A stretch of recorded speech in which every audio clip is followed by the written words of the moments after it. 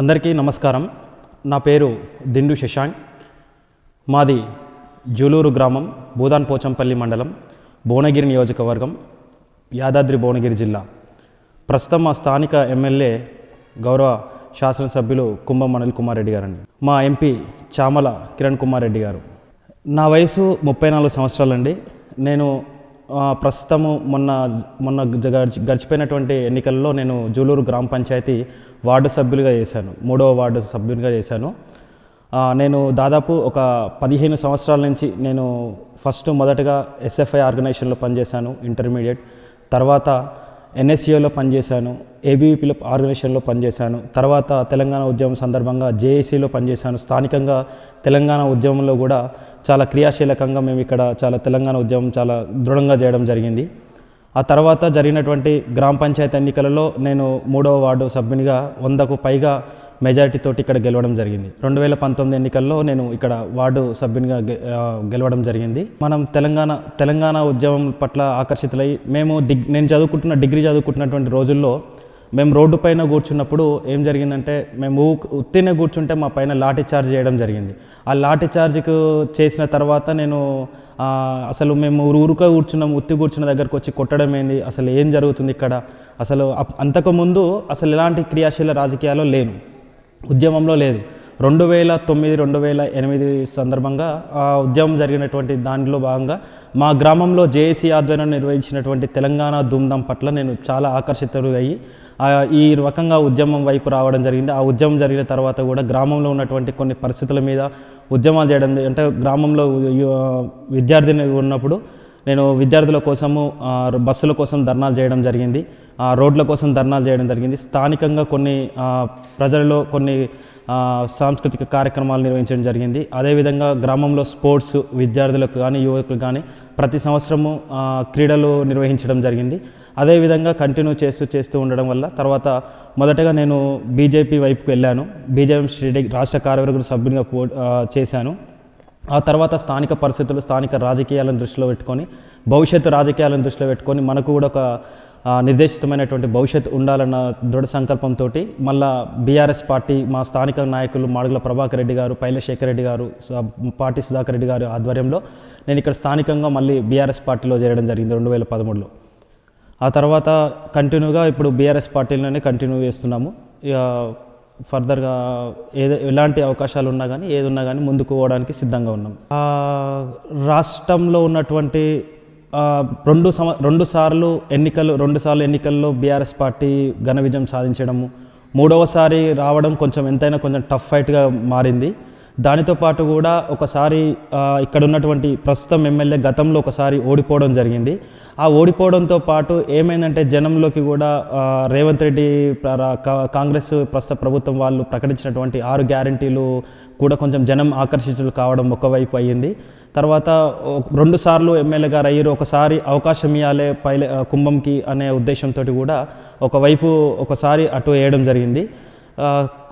ఎందుకంటే జనంలో కూడా కొంచెం మార్పు కోరుకుంది. ఆ మార్పు కోరుకోవడం వల్లనే ఇప్పుడు ఇక్కడ ఉన్నటువంటి స్థానికంగా ఎమ్మెల్యే ఓడిపోవడం జరిగింది. పైల శేఖర్ రెడ్డి హయాంలో ప్రతి గ్రామంలో కూడా 90% సీసీ రోడ్లు, అండర్ గ్రౌండ్ డ్రైనేజీలు, పూర్తి స్థాయి అభివృద్ధి, ప్రతి BC community hall, SC community hall, ప్రతి కులాలకు ఒక మొత్తానికి 100కు 100% కాకపోయినా కానీ చెప్పుకోదగినటువంటి అభివృద్ధి జరిగింది.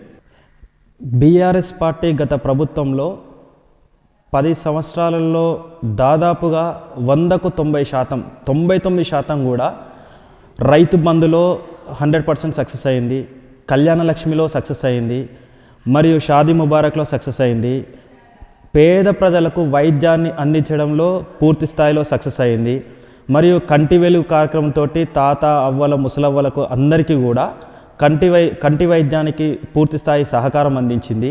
కేసీఆర్ కిట్లు ఇచ్చి ప్రతి ఆడబిడ్డకు కూడా ఎంతో కొంత మేలు కలిగింది.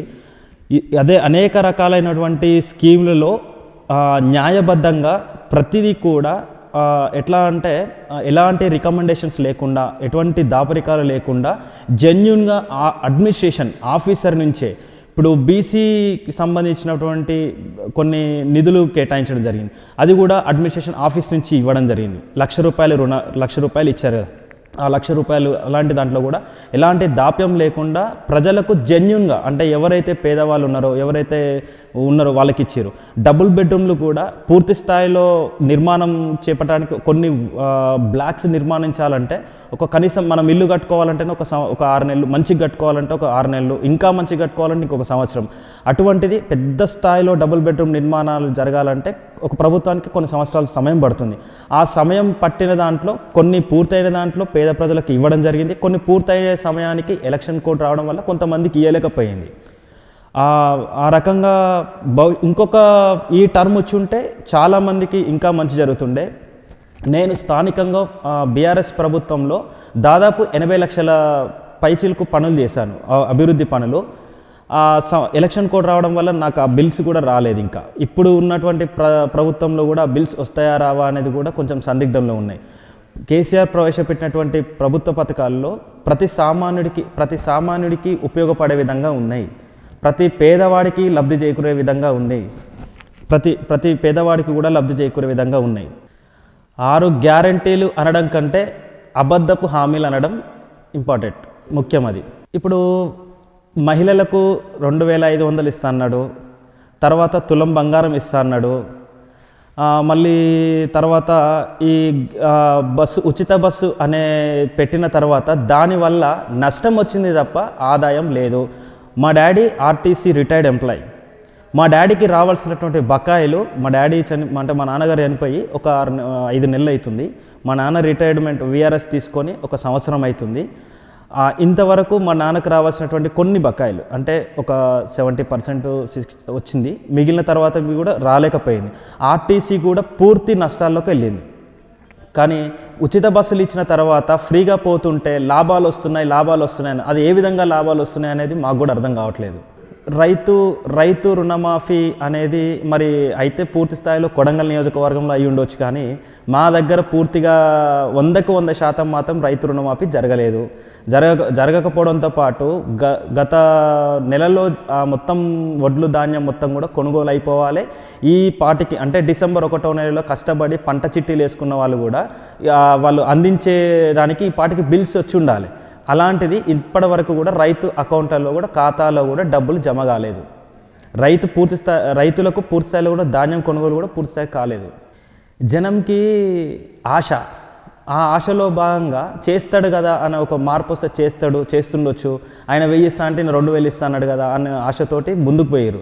కానీ ఈ ప్రభుత్వం ఏం చేస్తున్నారంటే హామీలు నెరవేర్చడంలో విఫలమవుతూ అంటే మేకపోతూ గాంభీర్యం ప్రదర్శించుకుంటూ ఏంటంటే గత ప్రభుత్వంలో ఉన్నటువంటి మొత్తం ఆదాయం కూడా మొత్తం ఈడ లంక బిందెలు ఉండే, బావి ఉండే, అది ఉండే, ఇది ఉండే అని ఏదో అంటే బురదగార్చే ప్రయత్నం చేస్తున్నారు.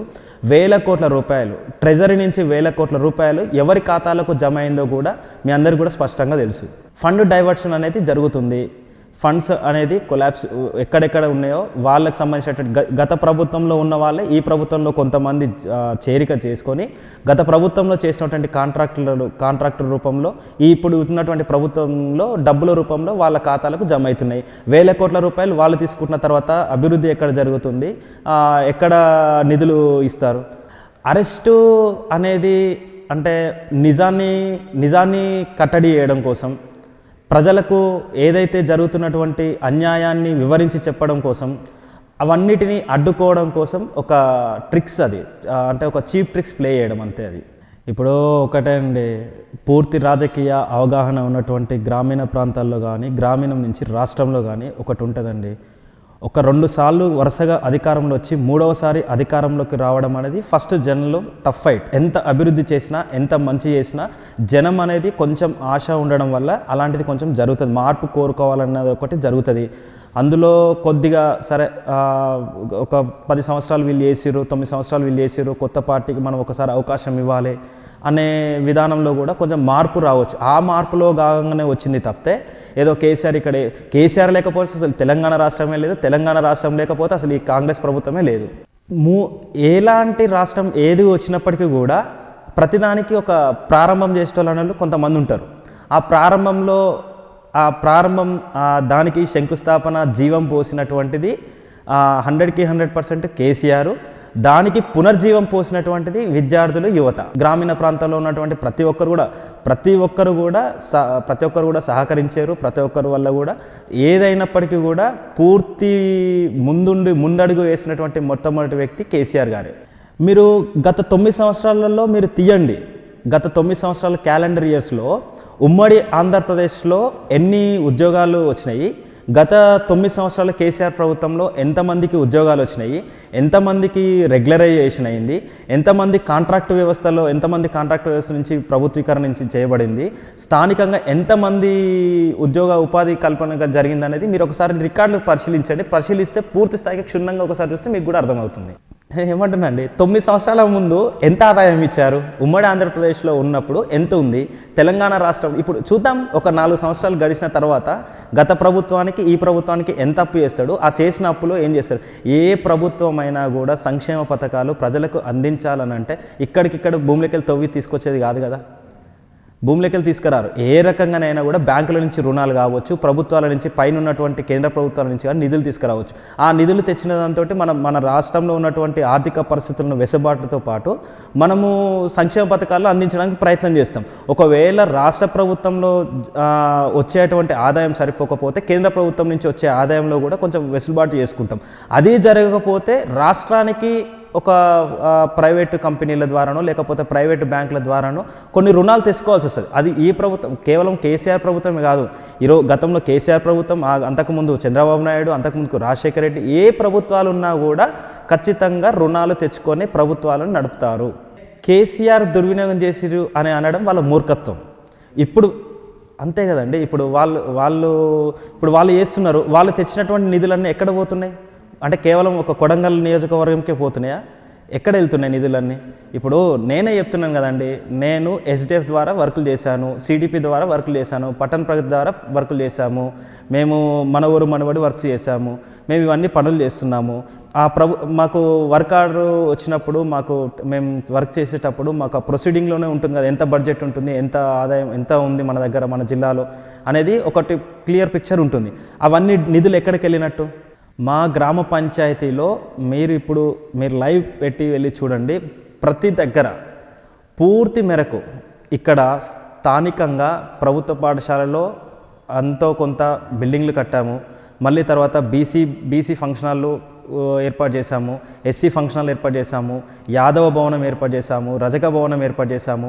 అన్ని రకాలుగా కూడా సీసీ రోడ్లు ఏర్పాటు చేసుకోవడం జరిగింది. పూర్తి స్థాయిలో అండర్ గ్రౌండ్ డ్రైనేజ్ ఏర్పాటు చేయడం జరిగింది. పూర్తి స్థాయిలో ఎలక్ట్రిసిటీ సంబంధించినటువంటి వైరింగ్తో పాటు లైట్స్తో పాటు ప్రతిదీ కూడా విద్యుత్ దీపాలు మొత్తం ప్రతి ఏరియాలో కూడా అమర్చడం జరిగింది.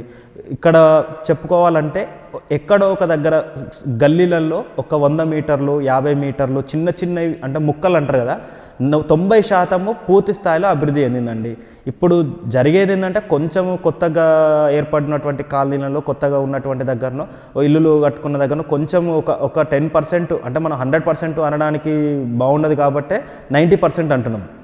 ఇంతకు ముందుకు మాది ఉమ్మడి నల్లగొండ జిల్లా ఉందండి.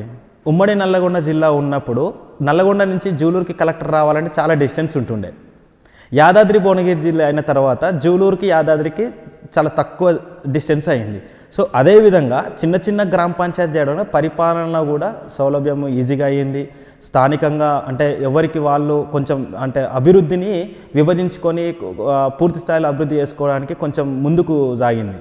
అంటే ఉప సర్పంచ్కి చెక్ పవర్ ఇవ్వడం వల్ల ఎలాంటి నష్టమేం లేదు. ఎందుకంటే ఒక సర్పంచ్కి చెక్ పవర్ ఉండడం వల్ల ఇద్దరు కలిసి చేస్తే కొంచెం బాధ్యత అనేది ఉంటుంది, భయం అనేది ఉంటుంది.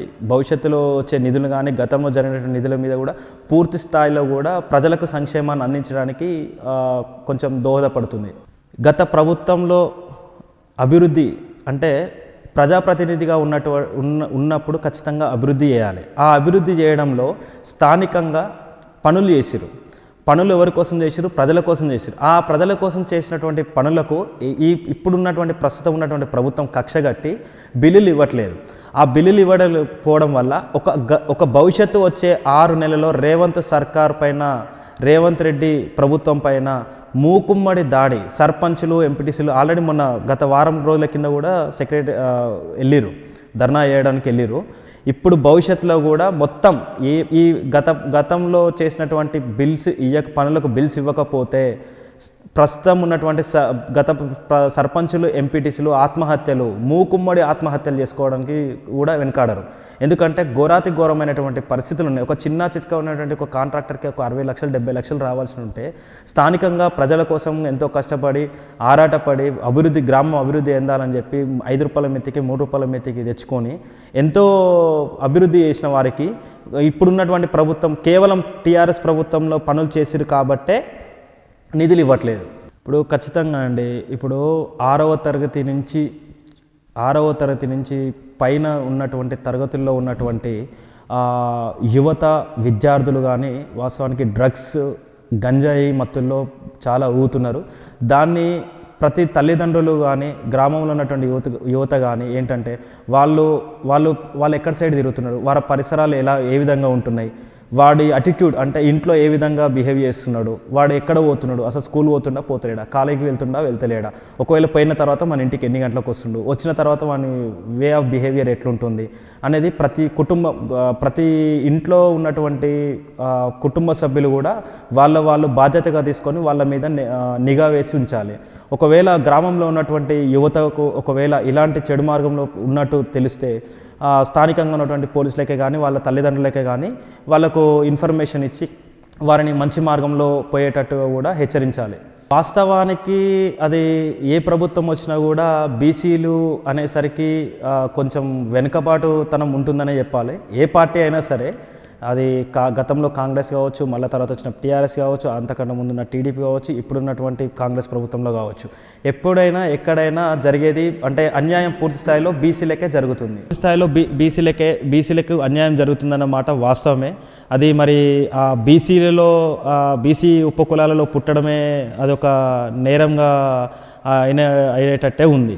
బీసీ కులగణన కోసం కూడా మా బీసీ సంక్షేమ సంఘం రాష్ట్ర అధ్యక్షులు జాజుల శ్రీనివాస్ గౌడ్ గారు కూడా చాలా పూర్తి స్థాయిలో కూడా బీసీలకు న్యాయం జరగాలని అనేక సంవత్సరాల నుంచి కూడా అనేక విధాలుగా కూడా ప్రతి ప్రభుత్వంతో కూడా పోరాటం చేస్తున్నాడు. ఆ పోరాటంలో భాగంగానే ఇప్పుడున్నటువంటి ప్రభుత్వం మీద కూడా పూర్తి స్థాయిలో బీసీ కులగణన జరగాలి అనే ఒక ఉద్దేశంతో పూర్తి స్థాయిలో నివేదికలు ఇవ్వడం జరిగింది. పూర్తి స్థాయిలో మొన్న కోర్టును కూడా ఆశ్రయించడం జరిగింది. న్యాయబద్ధంగా కూడా వెళ్ళడం జరుగుతుంది. ఎస్సీ వర్గీకరణ అనేది అసలు గతంలో అంటే మేము అంబేద్కర్ని చూడలేదు, ప్రస్తుతం ఈ అంబేద్కర్ని చూస్తున్నాం. ఎవరు మందకృష్ణ మాదిగ గారిని చూసాము.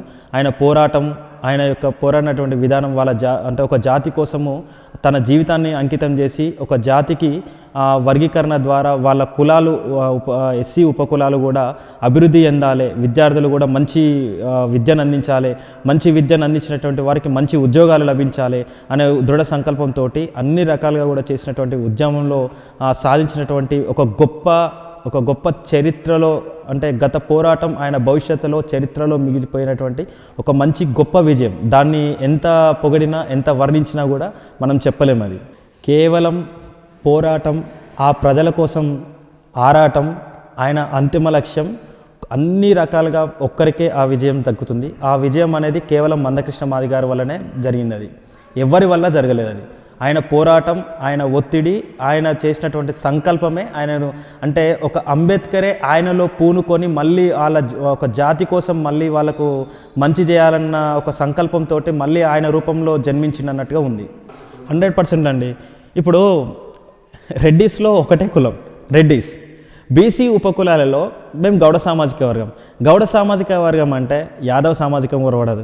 యాదవ్ సామాజిక వర్గం అని అంటే ముదిరాజ్ సామాజిక వర్గం రాదు. అంటే ఇక్కడ బీసీలలో ఉన్నటువంటి ఉపకులాలను విచ్ఛిన్నం చేసి మనలో ఐక్యత లేకుండా వాళ్ళు ముందుకు వెళ్తున్నారు. బీసీలలో ఐక్యత లేకపోవడానికి గల ప్రధాన కారణం ఏంటంటే, అరే గమ్నోడు అరవై అమ్మ గమ్నోని కేంద్ర వేసేది, అరే నీ అమ్మ ఆయన యాదవ్ కింద వేసేది, ఆయన పద్మశాలిరా ఆయనకేంది చేసేది, ఆయన ముదిరాజురా ఆయనకేంది చేసేది. అంటే బీసీలలో ఉన్నటువంటి బీసీ ఉపకులాలలో ఉన్నటువంటి ఐక్యత లోపమే అప్పర్ క్యాస్ట్ సంబంధించినటువంటి వెలమలకు కానీ రెడ్డిస్ కానీ వాళ్లకు ఈ వెసుబాటు మనమే కల్పిస్తున్నాం. మనలో ఐక్యత లేక వాళ్లకు పూర్తి స్థాయిలో మనమే సహకరిస్తున్నాం. ఖచ్చితంగా అండి, మనం బీసీలం ఖచ్చితంగా అన్ని రంగాలలో ముందుకెళ్ళాలి. అన్ని రంగాలలో మనం ఉన్నటువంటి మన జనాభా ప్రాతిపదికన మనకు ఉన్నటువంటి రాజ్యాంగం కల్పించినటువంటి హక్కులలో మనకు పూర్తి స్థాయిలో హక్కులు కలిగే విధంగా మనం ప్రభుత్వాల మీద పోరాటం చేయాలి. ఖచ్చితంగా మన హక్కుల్ని మనం సాధించుకోవాలి. మన ఉనికిని కాపాడుతున్నటువంటి మన కోసం పోరాడుతున్నటువంటి బీసీ నాయకులు ఎవరైతే ఉన్నారో వారికి కూడా మన తరపు నుంచి కూడా పూర్తి స్థాయి మద్దతు మనం తెలియజేయాలి. బీసీ కులగణలకు కావచ్చు, బీసీ అభివృద్ధికి కావచ్చు, బీసీలో ఉన్నటువంటి రాజకీయ క్షేత్రంలో కావచ్చు, అన్ని రకాలుగా మద్దతు తెలుపుతున్నటువంటి బీసీ నాయకులకి ప్రతి ఒక్కరం కూడా మనందరం సహకరించాలి. వారికి కూడా ఏంటంటే గ్రామీణ ప్రాంతంలో ఉన్నటువంటి గతంలో బీసీ సర్పంచ్లు ఉన్నారు, బీసీ ఎంపీటీసీలు ఎవరున్నారు, బీసీ వార్డు మెంబర్లు ఎవరున్నారు, కాంగ్రెస్ పార్టీలో బీసీ నాయకులు ఎవరున్నారు, టీఆర్ఎస్లో బీసీ నాయకులు ఎవరున్నారు, బీజేపీలో ఎవరున్నారు, ఈ విధంగా ఏ పార్టీలో అయితే బీసీ నాయకులు ఉన్నారో వాళ్ళందరినీ ఏకం చేసుకొని వారితో పాటు కూడా ఒక తీవ్రమైనటువంటి ఉద్యమం చేసి రాష్ట్ర ప్రభుత్వాల మీద ఒత్తిడి తీసుకొచ్చి స్థానికంగా కూడా జరిగినటువంటి ఎన్నికలలో కావచ్చు, స్థానికంగా ఏదైనా నామినేట్ పోస్టులు ఇస్తే కూడా బీసీలకు కూడా ఇచ్చేటట్టు విధంగా కూడా వాళ్ళు ప్రోత్సహించాలి. ఆ బీసీ రిజర్వేషన్ అంటే మాది ప్రస్తుతము ఎస్సీ రిజర్వేషన్ ఉంది. ఇప్పుడు తాజా మాజీ సర్పంచ్ గారు ఇప్పుడు ఒకవేళ భవిష్యత్తులో బీసీ రిజర్వేషన్ వస్తే మా పార్టీ అవకాశం ఇస్తే సర్పంచ్గా పోటీ చేస్తాను. ప్రజలు ఆశీర్వదిస్తే ఆ సర్పంచ్ ఎన్నికల్లో కూడా విజయం సాధిస్తాను. నా వయసు 34 అండి. ఇప్పుడు ఈ 5 సంవత్సరాలు నాకు అవకాశం ఇస్తే ఈ గ్రామంలో నాకున్నటువంటి ఇమాజినేషన్ తోటి స్థానికంగా ఉన్నటువంటి ప్రజలకు ఎంతో కొంత ఉపాధిని, ఉద్యోగ కల్పనని, స్థానికంగా ఒక స్మాల్ స్కేల్ ఇండస్ట్రీని తీసుకురావడంతో పాటు ప్రజలకు ఉపాధిని కల్పిస్తాము. అదేవిధంగా 34 సంవత్సరాల ఒక యువకుడికి అవకాశం ఇస్తే భవిష్యత్తులో ఈ గ్రామానికి మంచి పేరు తీసుకొచ్చి భవిష్యత్తులో మరింత ఉన్నత స్థాయికి పోవడానికి కూడా ఒక తొలిమెట్టు సర్పంచ్గా అవకాశం ఇస్తే భవిష్యత్తు దానికి ఒక తొలిమెట్టు అవుతుందని ఆశిస్తున్నాం.